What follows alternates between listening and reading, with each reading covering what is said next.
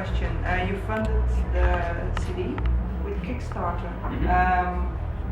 Why did you decide to do it with Kickstarter? Because there are several sites you can use.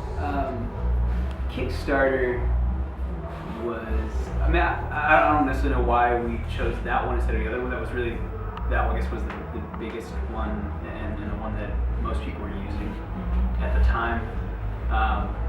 We did it because we didn't really have any other way to do an album, to be honest. It's like we're a young band and we're even younger when we started doing the record, and knew we wanted to do a full album and do it professionally and release it on a level that could compete with a lot of other bigger artists. And we just didn't have the money to do that. So Kickstarter came out with, we just really coined this incredible idea that you get the fans and the friends to help support an artist, you know, and not just to give them money to go buy beer and drugs or whatever, but like that there was this almost like commerce exchange, you know, where you give us $50 for this project, like we're going to return that with, you know, a CD and things for you to have, like vinyl or posters or whatever. But definitely, Kickstarter does a really, really good job compared to some other websites that have a similar platform, making it very, very user-friendly for both the artist and somebody that wants to back a project.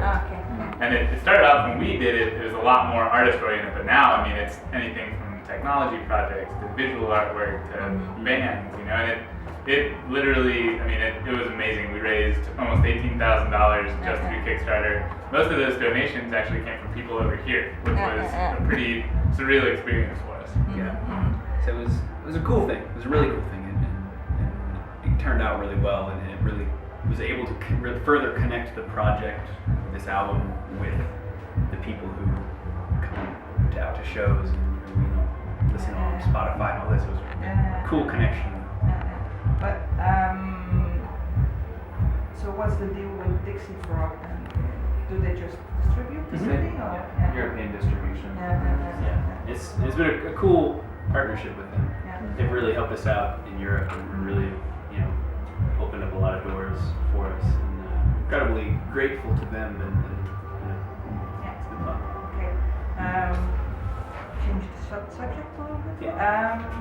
Do you write the songs together, or is it just groups of people? Or we do. It comes in all different ways, shapes and forms. Sometimes it's one person comes to the group with an idea, or sometimes two people come up with that idea together, or sometimes all of us are jamming and something comes out of that. So it really is pretty dynamic in the sense that everybody is having a creative input all the time in some way, and because of that, it can be very difficult to flush out ideas because you have 5 opinions that are all working together or against each other. But when everyone does agree, then I think you have a greater product out of it, because we're coming from very different places a lot of times, and those different influences I think have contributed to our maybe unique sound a little bit. So it is very much a 5-way songwriting process. Some questions about the Death Letter Jubilee.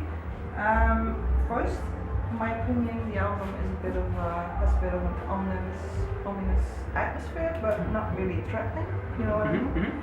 A bit lighthearted at times. How did you achieve this? Because I'm curious about that. So the Death Letter Jubilee, the song in particular, but also the album, we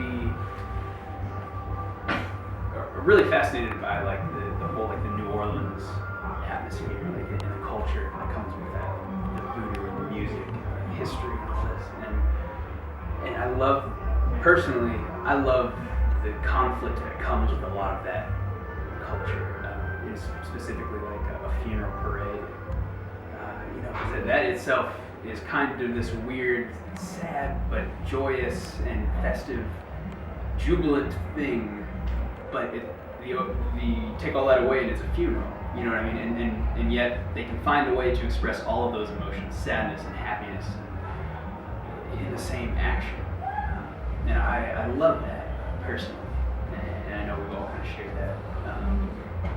You know, it's interesting to people. You know, it's something that a lot of people don't quite understand, but understand the feeling. You know, and it's a type of connection that you don't normally feel, but like, you know, once you're presented with it. So it was kind of the overarching theme with these Behind Death Ledger with the song, and that kind of spilled out into the album. You know, because we're pretty easygoing, happy guys. You know, we're definitely not aggressive or ominous in any way, I don't think. But it's a very real feeling that everybody has had, you know, and any listener has had, you know. So it's just kind of